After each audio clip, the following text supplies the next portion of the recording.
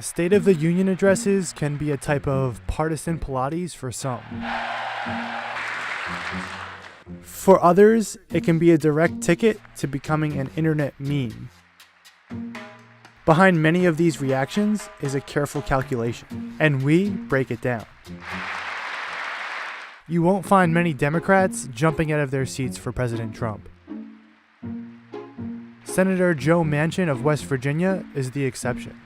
He's sitting right in the front, and that's likely not a coincidence. Here he is again applauding Trump's jab at those who kneel for the national anthem, and again after Trump mentions rising wages. It's a re-election year for Manchin, and he's in a state that overwhelmingly voted for Trump.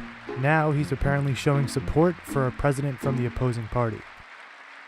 Let's go to the other side of the aisle. We repealed the core of the disastrous Obamacare. The individual mandate is now gone. Thank heaven. Did you catch that? Overwhelming excitement, except for Senator Lisa Murkowski of Alaska. Last summer, Murkowski played a key role to squash efforts to repeal the Affordable Care Act. Working with the Senate, we are appointing judges who will interpret the Constitution as written, including a great new Supreme Court justice. President Trump threw a compliment right at Neil Gorsuch, but he didn't take the bait. In the history of our country.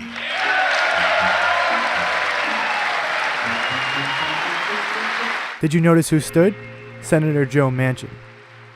But justices must make careful and largely coordinated choices about what statements are uncontroversial enough to warrant applause. We can achieve absolutely anything. America is grieving for you. Kenton Stacy would have died if it were not for Justin's selfless love. Another group that attempts to play it down the middle, the military officials.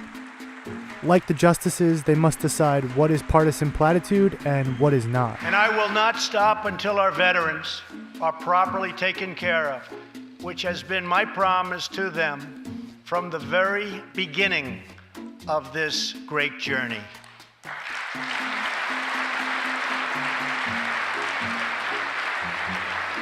We must modernize and rebuild our nuclear arsenal, hopefully never having to use it, but making it so strong and so powerful that it will deter any acts of aggression by any other nation or anyone else.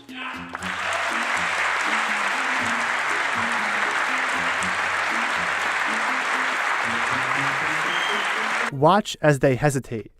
That the coalition to defeat ISIS has liberated very close to 100% of the territory.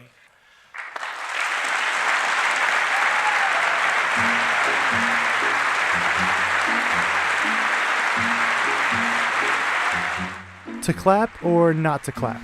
In a deeply divided Congress, applause or silence can send a powerful message.